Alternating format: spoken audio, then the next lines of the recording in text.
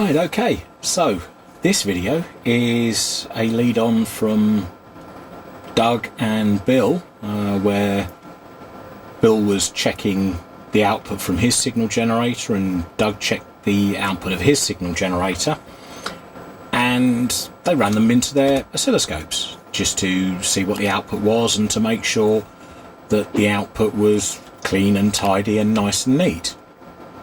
And what I've done here is I've done pretty much the same thing. On this camera here you have the RF generator, the signal generator, and on this camera here you have the oscilloscope. And what I'll do is I'll have these side by side and try and do it as a picture-in-picture or a side-by-side comparison. I might even put 3 pictures up at once just because I can.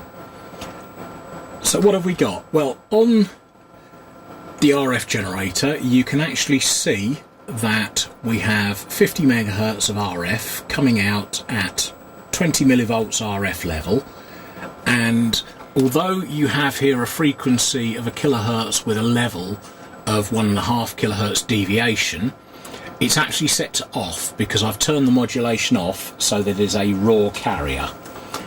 And if we go over to the scope over here, you can see that we're getting a pretty neat sine wave. It's a little bit flickery, it's not clean, but then it is a digital storage scope. It's not a standard analog oscilloscope. But you can actually see that it's giving you the frequency, the AC voltage and the average voltage. Now at the moment we're AC coupled. I could change that to DC coupled, it will make no difference. And at the moment I've got the filtering, I've just switched the filtering off and we're getting everything in. There's no noise filtering at all on the scope now at all. And let's take the noise rejection off as well, so that there you go, you've got your sine wave coming in, and this is measuring from the crossover point of 0 volts through the rise, through the fall and back to 0 volts. So these two vertical lines are giving you the frequency, and the horizontal line is showing you the base voltage of ground, which is what it says there.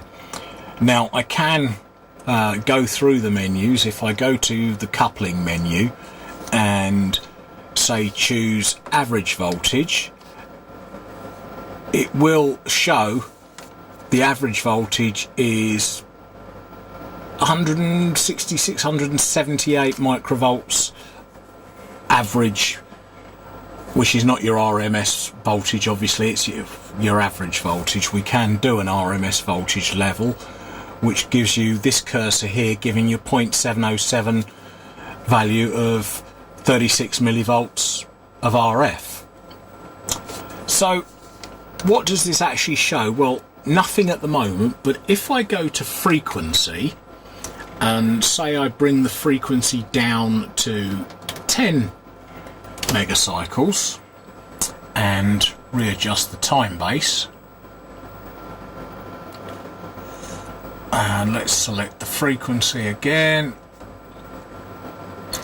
you can again see that you've got your 0 reference, you've got your frequency, your RMS has changed slightly to 3940 millivolts, but your frequency is still pretty well stable. I'm not sure how you're picking that up on the camera, but it is flicking between 9.997 and 10 megahertz. Now if I bring the frequency down to 1 megahertz and again change the time base,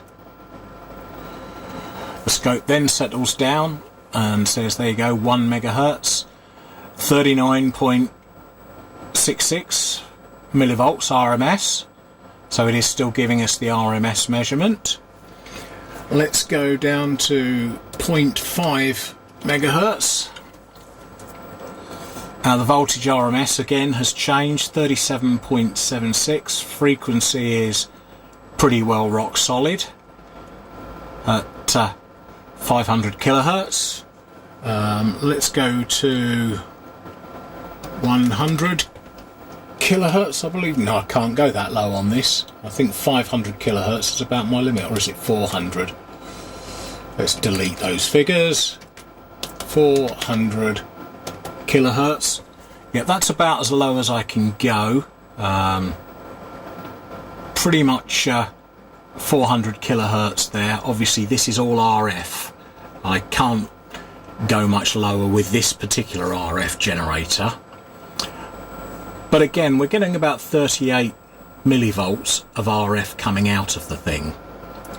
Now if I again switch the frequency up and go to pretty much the maximum of the scope and go to 100 megahertz, and let's open that up. As you see, if I take it down to a very, very narrow, there we go, 5 nanoseconds per division on the time base, we're getting 29 millivolts of RF. Frequency count is less accurate, it's flicking between 100 and 101 megahertz, but the scope is only designed for 100 megahertz, and there will also be some losses in this bit of RG58 that I'm using to couple the two together. Also, this RG58 is running past all the lights on the bench, and it's running past the power supplies, so it could be picking up all sorts of noise. I haven't yet tried to see if we can go much past it, so let's go 110 megahertz. The scope is still reading 110, 108. Now the frequency count is well out. It's reading 109 to 111, but it is still trying. 120. We've still got a reasonably clean sine wave.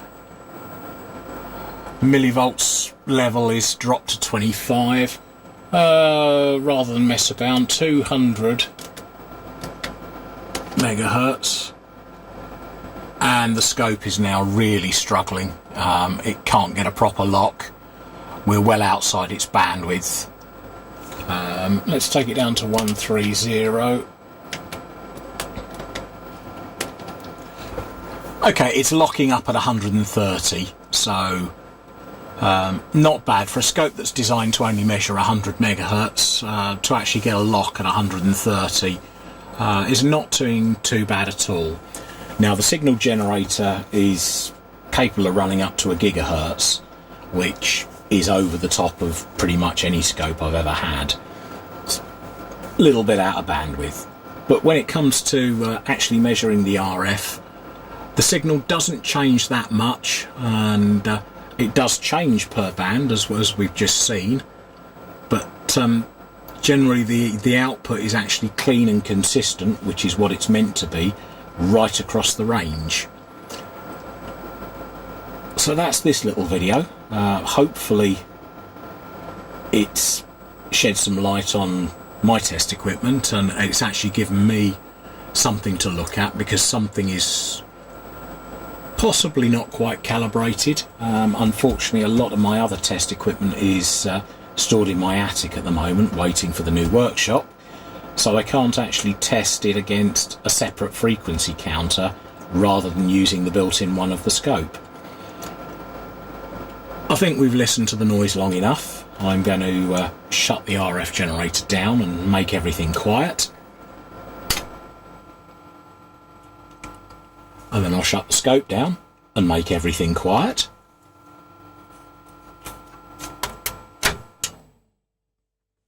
And the world goes back to peace. Many thanks for watching. If you do like this video, click like, click subscribe. Leave comments in the bottom. If you have some test equipment, just let me know what sort of equipment you have for RF generation. It'd be interesting to know what's out there. My particular piece is a Marconi 2955. It's probably getting on for 30 years old now. It's not my oldest piece of test equipment. I do have a valve RF generator, and I do have a transistor RF generator. Both of those are older, but not as wide-ranging, obviously. This particular test set is designed for mobile radios, taxi radios, utility service radios, police radios, you name it. It's designed for radio communications rather than broadcast receivers, which is it does show up some of its limitations, but it does work and I'm quite happy with it. Thanks very much for watching. If you like, comment, subscribe, do all the normal things, hit the little bell icon. That'd be really great. Look forward to hearing from you. Many thanks. Bye for now.